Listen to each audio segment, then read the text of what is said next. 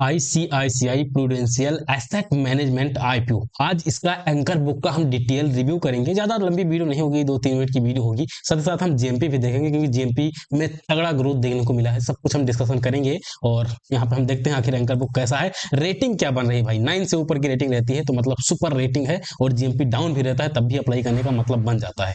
तो आओ यहाँ पे पूरा एंकर का रिव्यू करते हैं। देखो यहाँ पे बहुत सारे नाम है, करीब 9 पन्ने की यहाँ पे 9 पेज की जो है एंकर बुक है।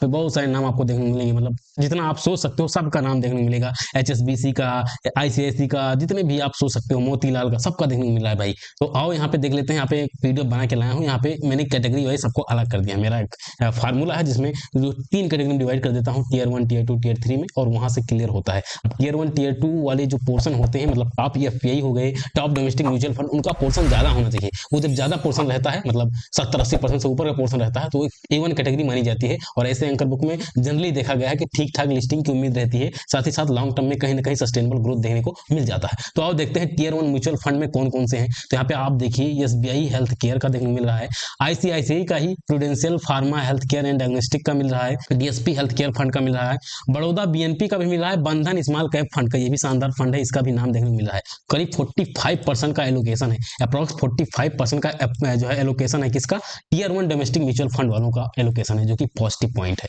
ऐसे। और यहाँ पे हम नीचे आते हैं और देख लेते हैं टॉप ग्लोबल एफपीआई। इन दोनों का पोर्शन बहुत ज्यादा होना चाहिए, इसलिए इनको अलग लिख कर लाया हूँ।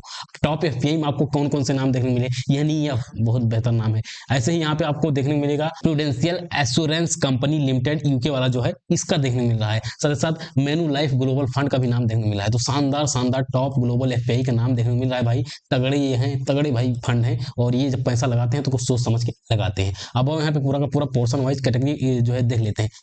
हमने आपसे कहा था कि 2-3 चीजें ज्यादा होनी चाहिए। तो टीयर 1 म्यूचुअल फंड का नाम ज्यादा होना चाहिए, टीयर 1 ग्लोबल एफपीआई का नाम ज्यादा होना चाहिए, लाइफ इंश्योरेंस का नाम ज्यादा होना चाहिए। ज्यादा नाम होने की मतलब नहीं कि उनका नाम हो जाए, ज्यादा पोर्शन होना चाहिए भाई। पोर्शन यहाँ पे पोर्शन वाइज भी हम लोग देखेंगे कितना पोर्शन बन रहा है। तो और सबसे पहले यहाँ पे हम देख लेते हैं कि टीयर 1 म्यूचुअल फंड का पोर्शन कितना है। तो 45.65% का है। मैंने अभी टीयर 1 म्यूचुअल फंड जितने भी थे सबको दिखा दिया। टीयर 1 ग्लोबल एफपीआई का नाम भी मैंने ऊपर सबको दिखाया, 45% का है, ठीक है। और इनका यहाँ नेचर बगल में लिखा है, strong long term, medium long term, ये मीडियम से लॉन्ग टर्म है। लाइफ इंश्योरेंस ये वेरी स्टिकी वाले हैं, करीब 7 से 8% का इनका भी पोर्शन देखने को मिल रहा है। तो करीब आप देखोगे 95-96% का पोर्शन ऐसा है जो लॉन्ग टर्म के लिए मोस्टली प्रीफर करके लगा रहे हैं, लॉन्ग टर्म के लिए। अब इनके आने से क्या होता है, वैसे तो ये लॉन्ग टर्म वाले हैं, लेकिन इनका लिस्टिंग पे भी इफेक्ट देखने को मिलता है। अब इनकी वजह से बहुत सारे जो है लिस्टिंग के दिन बाई करते हैं। बिग बिग प्लेयर 1 करोड़ का, 5 करोड़ का जो ऑर्डर लगता है, वो जो है लिस्टिंग के दिन भी लग जाता है। इनकी वजह से इनको देख के लग जाता है, वो होता है, और इसी वजह से लिस्टिंग में ठीक ठाक जो है ग्रोथ देखने को मिलता है। तो ये सारी चीजें वर्क करती हैं, इनको देखना पड़ता है भाई। एंकर तो बहुत इंपॉर्टेंट होते हैं, एंकर देखना पड़ता है। कुछ लोग बीच में कह रहे थे कि एंकर कैसे पैसा लगा रहे हैं क्या कुछ, लेकिन आप देखो जहां जहां भी एंकर शानदार रहा होगा, निगेटिव लिस्टिंग बहुत ही कम हुई होगी, और लॉन्ग टर्म में कहीं ना कहीं उसमें ग्रोथ देखने को मिला होगा। आप बात कर लीजिए लेंस कार्ड का, भले उसका पी वगैरह ज्यादा था, मैं भी कह रहा था कि यार मतलब क्यों एंकर वाले पैसा लगा रहे हैं, बट आप वहां पे आप उसका ग्रोथ देखिए कि हालांकि इतना एक्स्ट्राऑर्डिनरी ग्रोथ नहीं दिया है, बट जिस हिसाब से उसका पी इतना ज्यादा था, और उस हिसाब से उसने ठीक ठाक वहां पे रिटर्न भी दे रहा है, और निगेटिव भी बहुत ही कम निगेटिव लिस्ट हुआ था। तो आप समझ सकते हो मैं क्या कह रहा हूँ। तो करीब 95% कैरोन का पोर्शन बढ़िया बिग प्लेयर, अच्छे बिग प्लेयर का है। तो यहाँ पे कहीं ना कहीं पॉजिटिव एंकर है। एंकर की रेटिंग की बात करें तो एंकर का रेटिंग यहाँ पे 9.2 के अराउंड आएगा, 9.23 के अराउंड आएगा। कुछ पैरामीटर्स के अकॉर्डिंग ये सारा जो है एंकर बुक का रेटिंग वगैरह निकलता है, ठीक है।